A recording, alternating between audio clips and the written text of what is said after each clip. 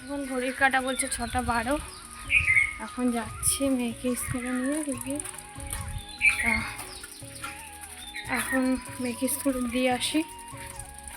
আর চলো ওখান থেকে ভিডিওটা স্টার্ট করলাম।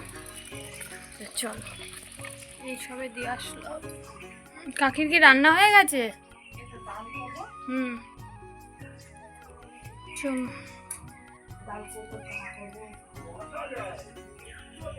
কি গরম পড়েছে বাবা, ভাবসানি গরম।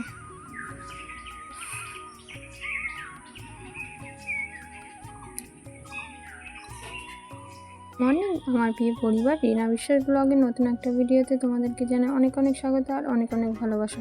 তা বন্ধুরা কেমন আছো? আশা করছি তোমরা সুস্থ আছো এবং ভালো আছো। তোমাদের আশীর্বাদ ও ভালোবাসা আমি এবং আমার পরিবারের প্রতিটা মানুষ ভালো আছে। তা বন্ধুরা আজকেও নিয়ে চলে এসেছি নতুন একটা ভিডিও। আশা করছি আজকের ভিডিওটাও তোমাদের অনেক ভালো লাগবে। তাই তোমাদের কাছে অনুরোধ রইল স্কিপ করে না দেখা সম্পূর্ণ ভিডিওটা। তা বন্ধুরা চলো তোমরা ভিডিওটা দেখতে থাকো, আশা করছি তোমাদের ভালো লাগবে।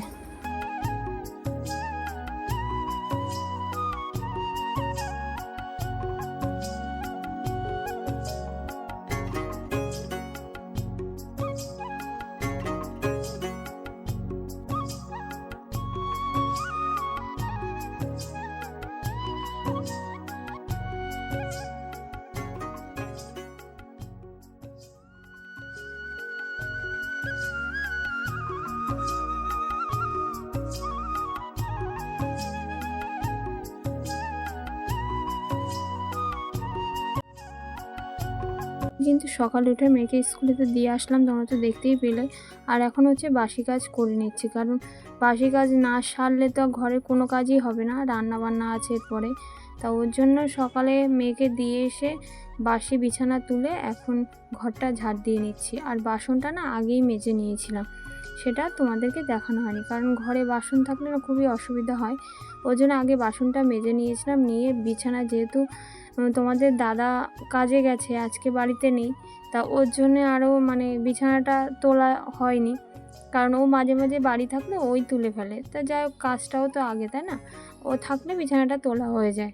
তা ও নেই, ওর জন্য ভাবলাম বিছানাটা থাক, আগে বাসনটা মাজি, কারণ এখানে অনেকগুলো ঘর তো পুকুর পাড় ফাঁকা থাকে না।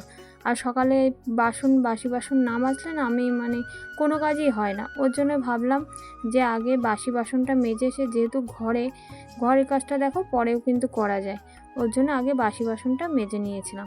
আর প্রচণ্ড রোদ, এখনই দেখো বেশি বেলা কিন্তু এখনও হয়নি, সবে মেয়েকে দিয়ে আসলাম 7টা মতো, ওই 7টা 5-10 হয়তো হয়েছে এরকমই। কিন্তু এখন দেখো বাইরে প্রচণ্ড রোদ, আর এই রোদ্রে পুকুর পাড়ে বসে কাজ করতে গেলে খুবই কষ্ট হয়।